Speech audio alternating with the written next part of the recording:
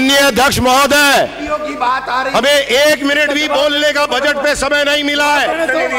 आपने कैसे दे दिया? अभी जिस तरीके आपने ट्रेजरी बैंक को मौका कैसे दे दिया?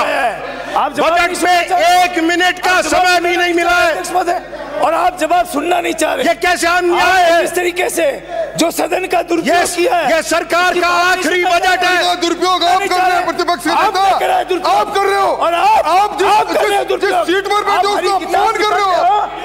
आप देखिए नेता अध्यक्ष महोदय, नेता प्रतिपक्ष ने सदन का दुरुपयोग किया है। नेता को नहीं चाहते मौका मिला था, शासन ने बड़ी उदारता से आपको पूरा समय दिया था।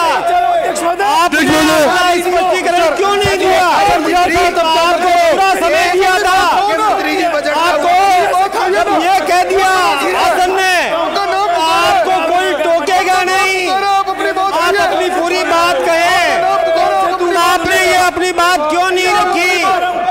आप बोलिए, बोलो ना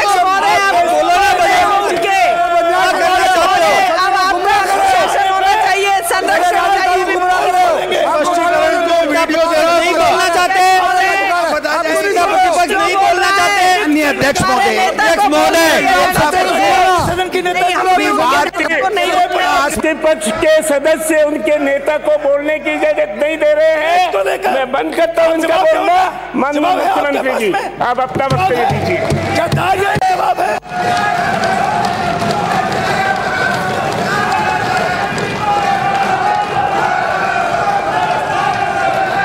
अध्यक्ष महोदय, मैं आपके माध्यम से सदन के सभी माननीय सदस्यों को धन्यवाद देना चाहती हूं, जिन्होंने बजट पर जो हुई बहस है उस बहस के ऊपर उन्होंने भाग लिया और भाग लेके अपने बहुत ही अच्छे बहुमूल्य सुझाव इस हाउस के सामने रखने का काम किया।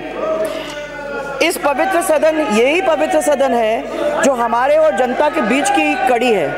7 करोड़ जनता इस हाउस को आज क्या हमेशा देखती है कि इस हाउस के अंदर क्या डिसीजन लिए जाते हैं, उनके खुशहाली के, उनके दिनचर्या के बारे में क्या भाषणबाजी होती है और क्या डिसीजन होके उन तक पहुंचाने का ये काम हम लोग करते हैं। आप आराम से धीरे-धीरे भले ही हम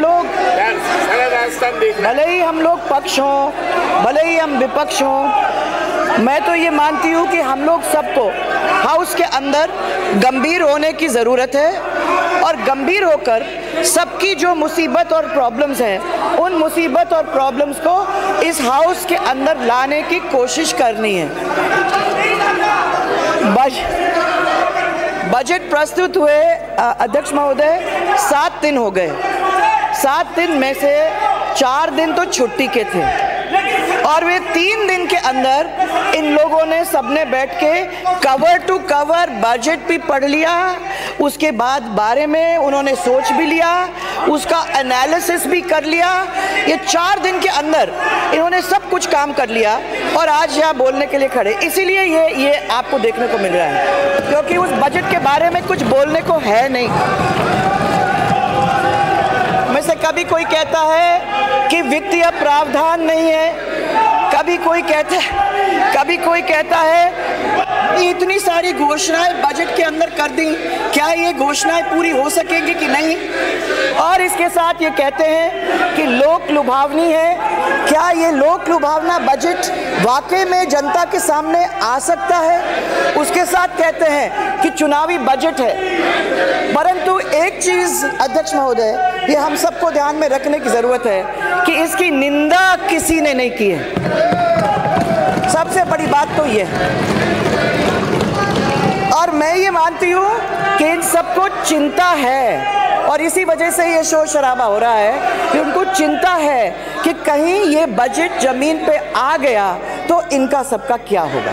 ये है प्रॉब्लम। ये है कहा कि प्रेस कॉन्फ्रेंस का रेलेवेंट पोर्शन, पत्रकार ने ये कहा, मैम एक सवाल है, क्या गारंटी है कि जितने भी बजट की घोषणाएं हैं वो आप 6 महीने के बाद, क्योंकि इलेक्शन मोड में चले जाओगे तो पूरी सरकार चुनावी मोड में चली जाएगी, तो क्या होगा?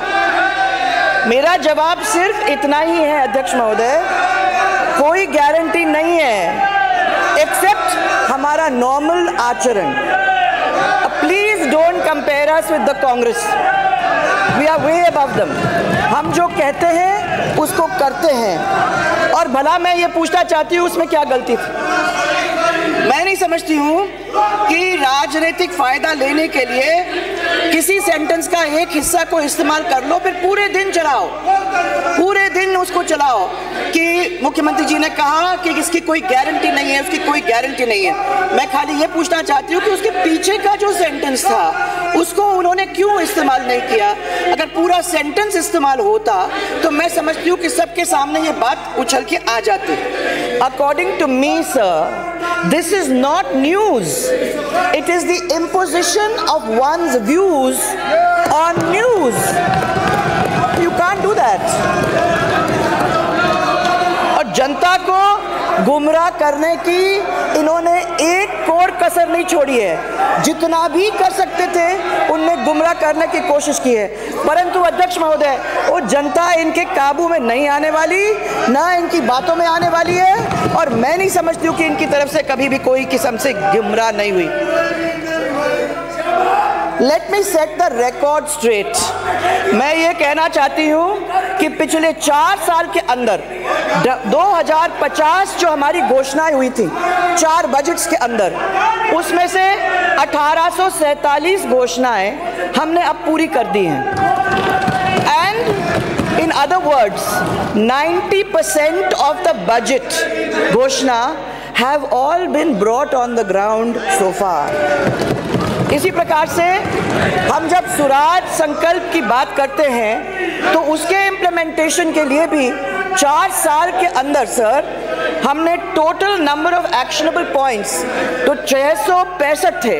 उन 665 में से 560 पॉइंट्स ऐसे थे जिनको हमने पूरा कर दिया है।